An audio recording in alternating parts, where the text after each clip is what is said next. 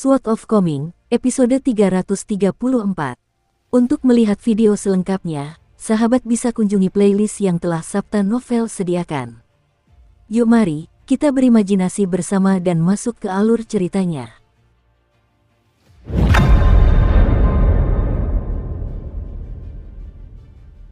Malam mulai menjelang, dan pria berjubah biru yang dikejar oleh bocah pincang itu berhenti dan memanfaatkan sisa cahaya terakhir untuk menatap jalan ke arah selatan. Bocah itu mengambil kesempatan ini untuk memukul bahunya, namun cendekiawan yang sedih itu hanya sedikit terhuyung dan mengabaikannya sama sekali. Bocah pincang itu sedikit penasaran, jadi dia mengikuti pandangan cendekiawan itu dan juga mengintip ke kejauhan. Namun, dia gagal melihat apapun. Jadi dia mulai berpikir bahwa cendekiawan berbaju biru itu sengaja melakukan ini untuk mengalihkan perhatiannya. Bocah pincang itu hampir saja menghukum cendekiawan berbaju biru itu dengan serangkaian pukulan lagi, memukulinya sampai dia tidak berani lagi menggoda pemilik penginapan itu. Namun, jantungnya tiba-tiba berdebar kencang, dan dia berbaring sambil menempelkan telinganya ke tanah. Ekspresinya berubah serius. Yang didengarnya adalah pasukan kavaleri, dan jumlahnya cukup besar. Petugas pos dan tentara memang kadang-kadang melewati Foxtown, tetapi kota kecil itu belum pernah dikunjungi oleh pasukan kavaleri besar sebelumnya. Untuk mengagumi kemegahan kavaleri klan Yao, para pemuda di kota rubah sering berkumpul untuk pergi ke kota militer baju zirah gantung di kejauhan. Hanya dengan begitu mereka dapat mencuri beberapa pandangan ke arah pasukan berkuda yang perkasa itu dari kejauhan. Baju zirah logam, kuda perang, busur panah, pedang. Inilah hal-hal paling jantan di mata para pemuda miskin dari kota rubah. Bocah pincang itu pun tidak berbeda, dia juga terpesona oleh hal-hal yang dianggap maskulin. Hanya saja anak-anak lain tidak suka bermain dengannya. Pada saat itu, bocah pincang itu menghentikan pengejarannya terhadap pria berbaju biru dan berjalan ke penginapan untuk memberitahu Jiun Yang tentang situasinya. Jiun Yang menguap dan menjawab bahwa dia sudah tahu. Namun, para prajurit kavaleri itu pasti tidak akan menyukai penginapannya dan kota rubah, jadi kemungkinan besar mereka sedang berbaris di malam hari menuju kota militer baju zirah gantung di utara. Karena itu, tidak perlu memperhatikan mereka. Bocah pincang itu mengangguk sebagai tanda mengerti dan segera berlari keluar, memanjat ke atap penginapan dan menutupi matanya dengan tangan sambil menatap ke kejauhan. Masih ada secercah cahaya yang tersisa, cukup untuk membuat seseorang memicingkan mata dan melihat sesuatu secara samar-samar. Bocah pincang itu ingin menyaksikan seragam militer para kavaleri dari perbatasan. Dengan begitu, dia bisa membual dan pamer kepada anak-anak seusianya ketika dia pergi ke kota rubah untuk membeli minyak dan beras untuk pemilik penginapan. Ia samar-samar dapat melihat kepulan debu di kejauhan, dan suara dentuman keras yang menggema di bumi juga semakin jelas terdengar. Namun, secercah cahaya terakhir itu tidak bertahan lama. Hal ini membuat bocah pincang itu sedikit putus asa, sehingga ia buru-buru turun dari atap dan berlari ke penginapan untuk bertanya kepada Jiun Yang apakah ia bisa memasang beberapa lampion. Jiun Yang menatapnya tajam dan bertanya, "Kau ingin menggantung lampion sepagi ini? Siapa yang akan membayar lilinnya?" Bocah pincang itu menepuk dadanya dan berkata, "Aku akan membayarnya. Jika aku tidak mampu, mintalah si bungkuk tua untuk membayarnya terlebih dahulu." Jiun Yang mengangguk setuju. Melihat itu, bocah pincang itu dipenuhi kegembiraan saat ia berlari untuk menggantung dua lampion merah besar di luar penginapan. Ia baru saja akan naik ke atap lagi, namun ia melihat seorang prajurit kavaleri sedikit menyimpang dari jalan resmi dan dengan tenang berpacu menuju penginapan. Prajurit kavaleri itu mengenakan baju zirah yang cerah dan berwarna-warni, sangat kontras dengan baju zirah polos dan sederhana yang dikenakan oleh pasukan perbatasan klan Yao. Prajurit kavaleri itu melepas helmnya dan memegangnya di depan dadanya sebelum bertanya dengan ekspresi dingin, "Apakah Anda menjual anggur plum hijau di sini?" Bocah pincang itu menelan ludah dan gemetar ketakutan saat menjawab, "Benar, Tuan Prajurit, kami memang menjual anggur plum hijau di sini." Suara prajurit kavaleri itu terdengar serius saat ia memberi perintah, "Aku ingin pemilik penginapan mengosongkan seluruh penginapan dalam 15 menit. Siapkan 5 meja makanan untuk kami, dan ingatlah untuk menyajikan anggur plum hijau terbaik. Kami akan menanggung biayanya, dan kami tidak akan membayar kurang 1 koin tembaga pun. Bahkan, Kami akan memberimu hadiah besar jika anggur plum hijau itu benar-benar seenak yang dikatakan rumor. Ingatlah bahwa kami akan mengirim orang untuk memeriksa kamar-kamar ketika kami memasuki penginapan. Jika ada yang berani melanggar perintah kami dan tetap tinggal, maka kami akan mengeksekusi mereka tanpa ampun. Para tamu penginapan tentu saja dapat kembali setelah kami pergi. Prajurit kavaleri itu mengenakan kembali helmnya sebelum membalikkan kudanya dan berpacu kencang menjauh. Bocah pincang itu tampak linglung. Pria berbaju biru itu berjongkok sendirian di luar penginapan, sementara anjing kurus itu sudah kembali ke kandangnya. Pria berbaju biru itu tidak punya tujuan saat ini, dan setelah melihat bocah pincang yang tampak linglung, ia berkata untuk mengingatkan, cepat beritahu Jiun Yang tentang ini. Penginapan ini akan ditutup jika kau menyinggung orang-orang terhormat dari ibu kota ini. Bocah pincang itu bergegas masuk ke penginapan, namun ia mendapati bahwa pemilik penginapan dan lelaki tua bungkuk itu sudah duduk bersama dan mendiskusikan masalah ini. Dengan demikian, kedatangannya berarti ia bisa menjadi kambing kurban yang memberitahu para tamu di lantai atas tentang situasi terkini. Ia harus meminta mereka untuk segera meninggalkan penginapan, agar tidak terjadi pertumpahan darah dan kematian yang tidak perlu. Bocah pincang itu sedikit ragu, namun Jiun Yang melambaikan tangannya dan berkata bahwa dia akan melunasi hutangnya untuk lilin lentera.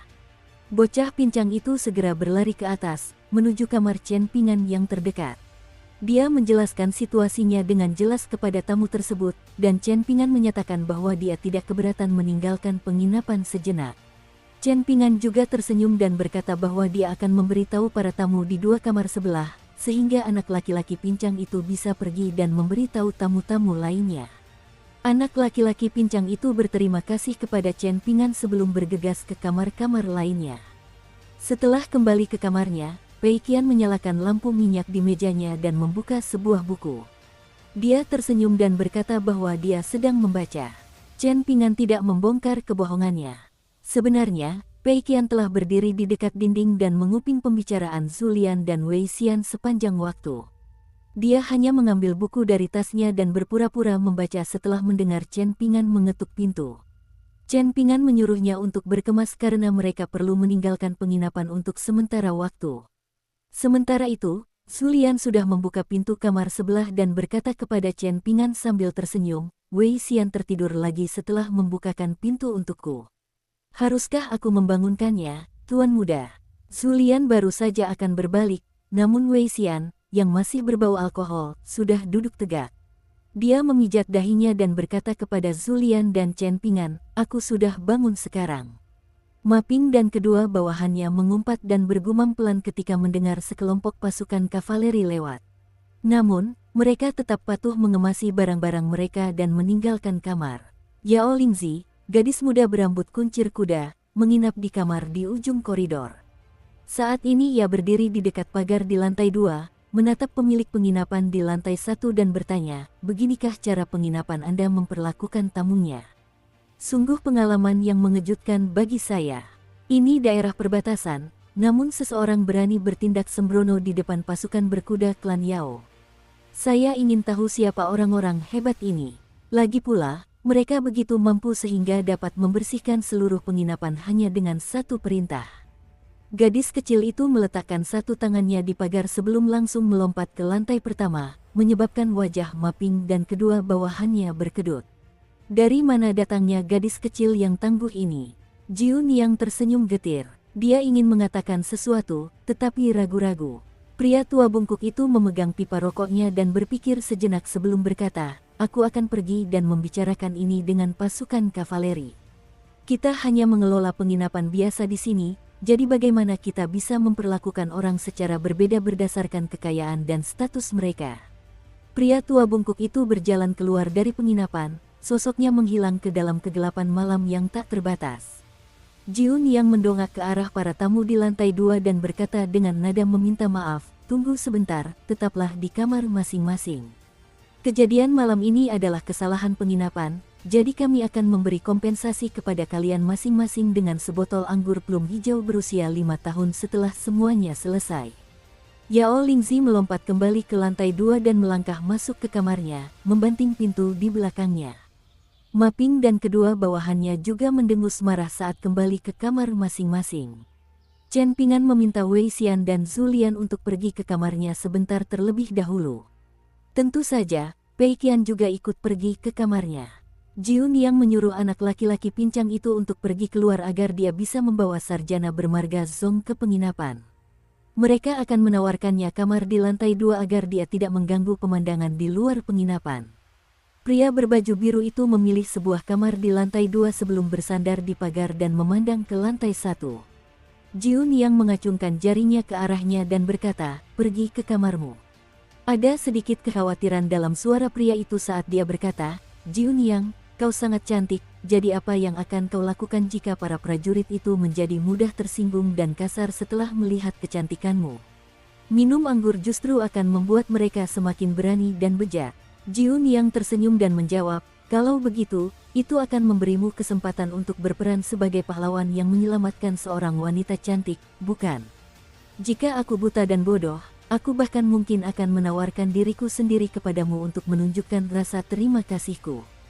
Pria berjubah biru itu menjabat tangannya dan menyatakan, "Orang-orang mulia tidak akan memanfaatkan orang lain.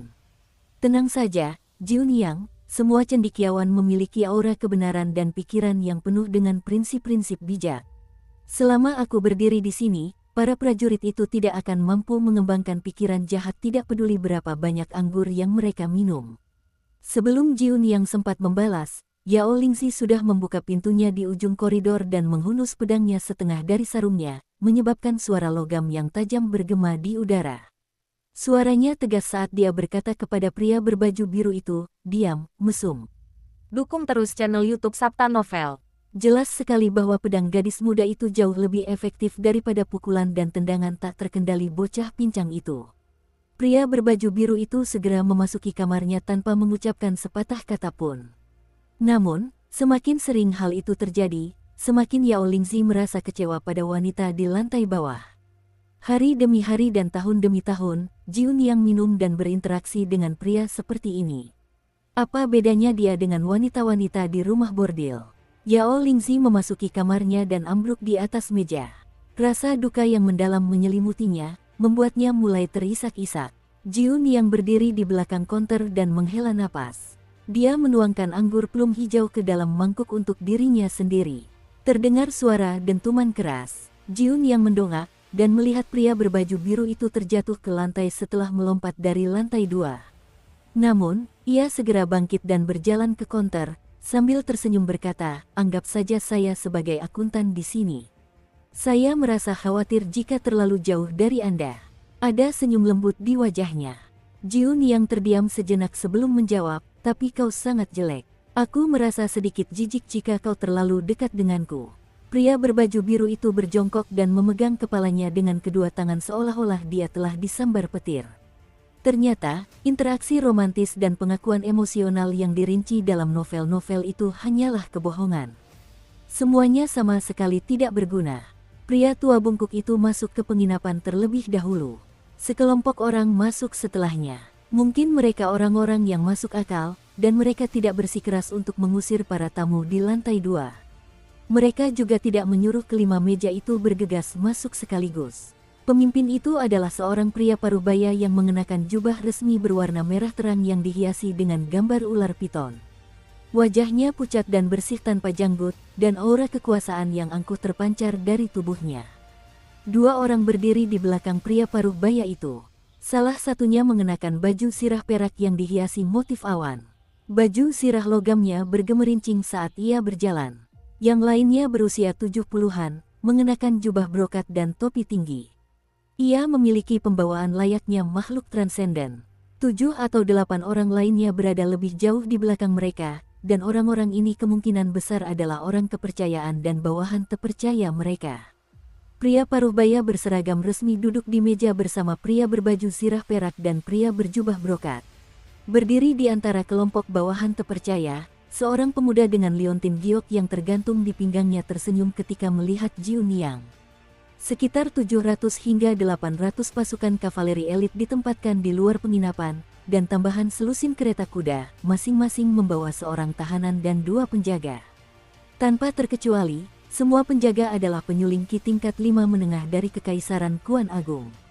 Pria tua bungkuk itu mengerutkan alisnya. Dia tidak pernah membayangkan bahwa orang-orang inilah yang akan terlibat. Para tamu ini tidak menghormati orang tua bungkuk itu, melainkan klan Yao. Namun, wajah Jenderal Besar Yao dan 80.000 pasukan berkuda klan Yao hanya cukup untuk membuat para tamu ini mengurangi jumlah meja dari 5 menjadi 3. Adapun alasan mengapa mereka tidak bersikeras untuk mengosongkan para tamu di lantai 2. Ini karena salah satu bawahan muda dengan santai menyebutkan bahwa akan lebih meriah jika ada lebih banyak orang saat mereka minum. Mendengar ini, pria paruh-baya yang berwibawa dengan pakaian resmi berwarna merah terang itu terkekeh dan mengangguk setuju.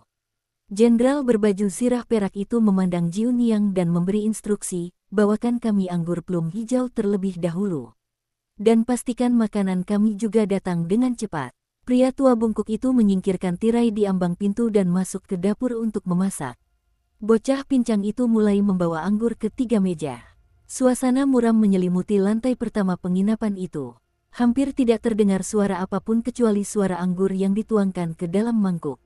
Tiba-tiba seseorang mengangkat tangan dan melambaikan tangan ke arah Jiu Niang, sambil tersenyum berkata, "Pemilik penginapan, bisakah Anda menuangkan anggur untuk saudara-saudara kami? Saya dengar anggur plum hijau ini dibuat sendiri oleh Anda mengikuti resep leluhur yang Anda warisi. Jika demikian, sudah sepatutnya Anda menuangkan anggur dan menyajikannya kepada kami." Suasana tegang dan cemas di antara para bawahan yang duduk di meja itu sirna ketika mendengar pemuda itu mengatakan hal tersebut. Mereka langsung tertawa terbahak-bahak. Jiu Niang mengambil sebotol anggur dan tersenyum sambil berjalan mendekat. Namun, entah mengapa, ia langsung menegang ketika tatapannya bertemu dengan tatapan bawahannya yang masih muda. Ia telah membuka penginapan ini selama bertahun-tahun, dan telah melihat berbagai macam orang dari dunia kultivasi. Tidak hanya itu, ia juga telah melihat cukup banyak immortal dan pengolah Qi dari pegunungan. Meskipun begitu, dia masih merasakan sedikit rasa takut ketika bertatap muka dengan bawahan muda itu. Seolah-olah dia adalah manusia biasa yang bertemu hantu di malam hari. Rasa tak berdaya muncul dari lubuk hatinya. Pria berbaju biru itu tiba-tiba menyeret Jiu Niang di belakangnya dan berkata sambil tertawa terbahak-bahak, "Jiu Niang sedang tidak enak badan hari ini. Jadi bagaimana kalau saya, akuntan penginapan ini, menuangkan anggur untuk tamu terhormat? Bagaimana menurut kalian?" Seolah mendengar lelucon terlucu di dunia, bawahan muda itu melihat sekeliling penginapan dan bertanya, "Bagaimana menurut kalian, saudara-saudara?" Tentu saja semua orang mengatakan tidak. Bawahan muda itu memandang pria berbaju biru dan berkata dengan geli, "Semua orang bilang tidak, jadi apa yang bisa kita lakukan? Bagaimana kalau kita tetap pada rencana semula dan meminta pemilik penginapan untuk menuangkan anggur sendiri? Ini hanya menuangkan anggur, bukan seperti kita meminta Jiu Niang untuk mengenakan baju sirah dan pergi ke garis depan, kan?" Kasim yang mengenakan pakaian resmi berwarna merah terang itu mengabaikan keributan tersebut. Dewa tua yang mengenakan topi tinggi itu tersenyum tipis. Gadis muda itu, Yao Lingzi, membuka pintunya dan berteriak dengan ekspresi marah, "Ini tidak bisa diterima." Bawahan muda itu berdiri, menjadikannya pusat perhatian semua orang di lantai bawah. Dia mendongak dan bertanya sambil tersenyum, "Lalu mengapa demikian?" Yao Lingzi merasa sedikit gelisah hanya dengan melihat orang ini. Secara naluriah, ia meletakkan tangannya di gagang pedangnya, dan dengan gegabah menjawab, "Karena ini adalah wilayah klan Yao." Yao Lingzi tidak menyadari niat membunuh yang meningkat di hati semua bawahannya begitu dia meletakkan tangannya di gagang pedangnya. Hal ini terutama terlihat pada jenderal berbaju sirah perak yang duduk di samping Kasim berseragam resmi merah terang dan orang tua abadi yang mengenakan topi tinggi. Ia sudah dipenuhi niat membunuh. Bawahan muda itu menjulurkan lehernya dan menatap ke lantai 2, namun seolah-olah dia juga memperhatikan semua yang terjadi di lantai 1. Dia mengangkat tangan dan memberi isyarat kepada semua orang untuk tenang dan tidak bertindak gegabah.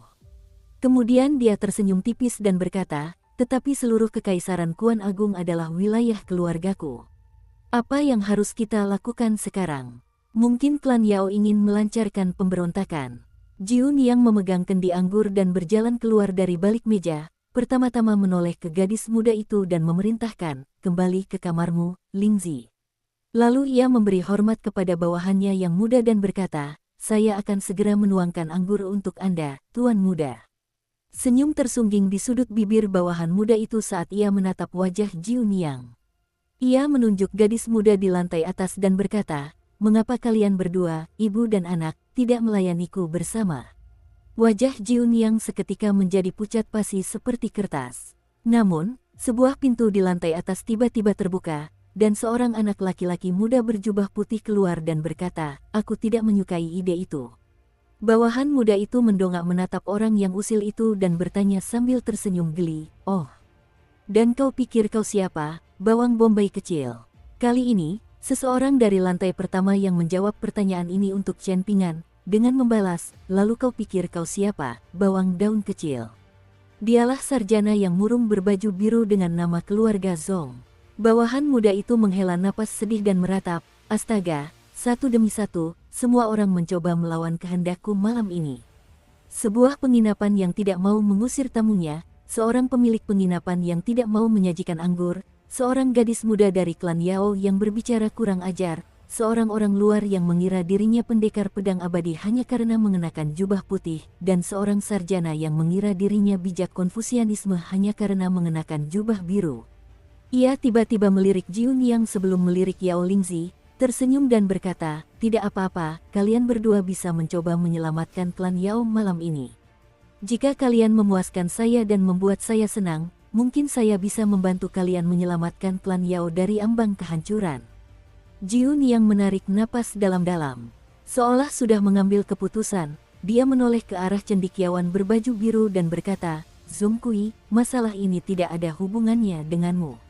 Aku tahu kau punya kemampuan, jadi kaburlah jika kau bisa dalam sekejap. Jangan khawatirkan kami." Lalu dia mendongak menatap Chen Pingan, dan hendak mengatakan sesuatu kepada bocah muda itu. Namun, Chen Pingan sudah tersenyum dan berkata, "Pemilik penginapan, apa yang Anda katakan kepada saya tadi?" Jiu Niang sedikit bingung, dan hal ini membuatnya terdiam sejenak. "Jalan kehidupan mungkin sempit, tetapi mangkuk anggur pastilah lebar," gumam Chen Pingan pada dirinya sendiri. Jalannya sempit, jadi dia bertemu dengan klan Yao yang berafiliasi dengan daun belalang itu. Jalan itu sempit, jadi dia bertemu dengan orang-orang yang bertindak sembrono dan ingin memutus jalan orang lain. Namun, itu tidak masalah karena anggur plum hijau di sini sangat lezat. "Aku perlu merepotkan kalian berempat hari ini," kata Chen Pingan dengan suara lembut. Di bawah tatapan penuh perhatian semua orang, 4 orang berjalan keluar dari ruangan di belakang bocah laki-laki berbaju putih itu. Wei Xian, kaisar pendiri negara Taman Selatan, keluar lebih dulu, dan ekspresi tegas terpancar di wajahnya saat dia berkata, "Tidak perlu bersikap sopan." Su Lian, si maniak bela diri, keluar berikutnya, dan lelaki tua bungkuk itu berdiri di sisi lain Chen Pingan dengan tangan terlipat di belakang punggungnya. "Tidak perlu mengatakan itu, Tuan Muda," lelaki tua itu terkekeh. Seorang wanita yang sangat cantik berdiri di samping Wei Xian dengan pedang kekaguman terpendam terikat di punggungnya. Dia tak lain adalah Sui Yubian, pendekar pedang wanita abadi dari tanah berkah bunga teratai. Dia tampak dingin dan acuh tak acuh saat berkata, "Terima kasih telah meminjamkan pedang ini kepadaku, Tuan Muda."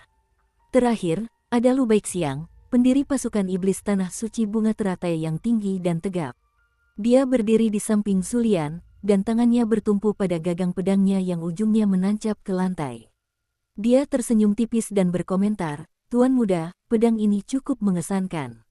Namanya, penghenti salju, juga cukup bagus." Di bagian paling akhir, terdengar suara lembut dan lemah bertanya, "Bagaimana denganku, Ayah? Kembali ke kamarmu dan lanjutkan membaca," jawab Chen Pingan dengan sedikit pasrah. "Oh, baiklah kalau begitu." Gadis kecil kurus itu menutup pintunya dan mulai membaca dengan suara keras, menyebabkan prinsip-prinsip bijak dalam buku itu bergema di seluruh penginapan. Cendekiawan di lantai pertama mendengarkan lantunan keras cendekiawan kecil di lantai kedua. Selain cendekiawan kecil yang sedang membaca, di sana juga berdiri Chen Pingan, Wei Xian, Su Lian, Sui Yubian, dan Lu Baixiang.